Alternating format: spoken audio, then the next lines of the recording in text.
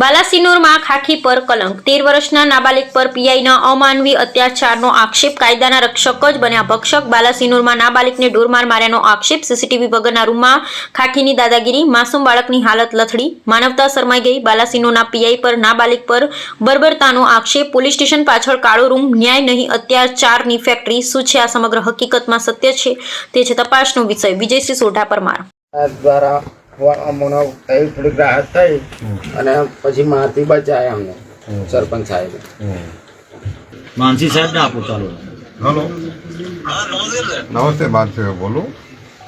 આ ફરિયાદ લઈ લેવી પડશે ને આ છોકરો 9મા ધોરણમાં ભણતો છે એની આવી હાલત નહીં કરવી જોઈએ એટલે ફરિયાદ લઈ લો ને જો વિરુદ્ધ હું તમને કમિટમેન્ટ નહીં આપતો ફરિયાદ નું કારણ કે મતલબ આ રીતે જો મતલબ બધા જ મારા અધિકારી વિરુદ્ધ હું ફરિયાદ લેવાનું સ્ટાર્ટ કરું તો પછી એ લોકો ડ્યુટી જ નહીં કરી શકશે તપાસ થાય અને ભાઈ મિસ્ટર વસાવાજી તમે આ વાત કરી રહ્યા છો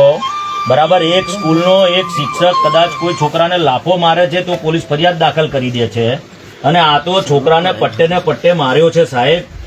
ફરિયાદ ના લો તમે આવી વાત કરો તમારા કર્મચારી વિરુદ્ધની વાત કરો તમે એટલે આ ન્યાય માટે કોનો દરવાજો ખખડાવે પોલીસનો કે બીજા કોઈનો સાહેબ જો ધવલભાઈ જો મતલબ એવો ઇન્સિડન્ટ થયો હશે તો ડેફિનેટલી એ વસ્તુ એ જે મતલબ પીઆઈ કે જે બી કર્મચારીઓ હશે એમના સામે એક્શન લેવામાં આવશે બટ એ વસ્તુનું મતલબ તથ્ય તો એકવાર જાણવું પડશે ને એટલે ફોન થી લઈ લે ને ફરિયાદ ફોન થી લઈ લે આવવાનું દેતા હોય શું કહેવાય કે આનો મતલબ તથ્ય જાણીને એના સામે કાર્યવાહી કરવામાં આવશે હા પણ ફોન થી મોબાઈલ થી તો લઈ લો ફરિયાદ હવે બે ધવલભાઈ છે હું શું બે ધારાસભ્યો તમને કહે છે સાહેબ તમને ખબર નહીં પડતી અમને તો લો સાહેબ હલો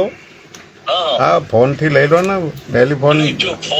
થી લઈ શકાય એવું કશું નહીં જો ફરિયાદ તો કરીને મતલબ તમારે પોલીસ સ્ટેશનમાં જ નોંધવી પડે એટલે મતલબ એ જે પાવર છે એ પોલીસ સ્ટેશનમાં જ હોય છે આમાં મતલબ શું કહેવાય કે મને ખ્યાલ પડ્યો કે આ રીતે થયું છે એટલે મતલબ હા પણ તમે તમારા અંડરમાં નથી સાહેબ ડીવાયએસપી સાહેબ આપના અંડરમાં નથી આ તમારે એમની બંને આ પોલીસ સ્ટેશન ડીવાયએસપી સાહેબ આપના અંડરમાં છે કે બીજા ડીવાયએસપી ના અંડરમાં એટલે જ આવું છું મારા અંડરમાં હા તો તમે હુકમ કરો અને પીઆઈ ના પોલીસ સ્ટેશન માંથી ફરિયાદ ના લેવાય સાહેબ તમે એમ કહો તમારા કર્મચારી વિરુદ્ધમાં અરે અરજી લઈ લો અમારી અરજી લઈ લો ચલો તપાસ તમે પછી કરજો પછી તો હલો તમે કામ કરો તમે એક અરજી આપી દો હું કહું છું ત્યાં પોલીસ સ્ટેશનમાં તમે અરજી આપી દો ના બે ધારાસભ્ય બેઠા છે આ છોકરાના પરિવારને જવાય એની મધરને બ્લડિંગ થાય છે છોકરો અહીંયા છે અહીં અરજી લે હલો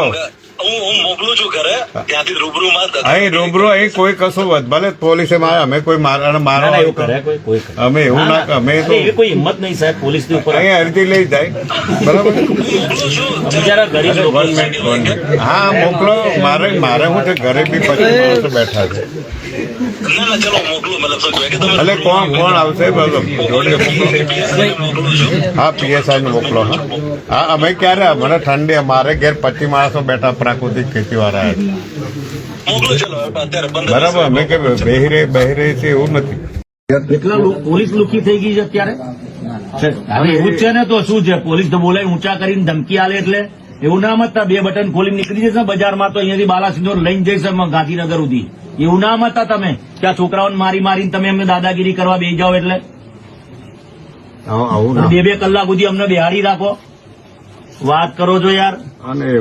આ છોકરાને ખાલી તમે ઉભા થઈને ખાલી પૂછો છોકરો આજે 48 કલાક થયા 24 કલાક ઉપર થયું આ છોકરો ધ્રુસકે રોવે છે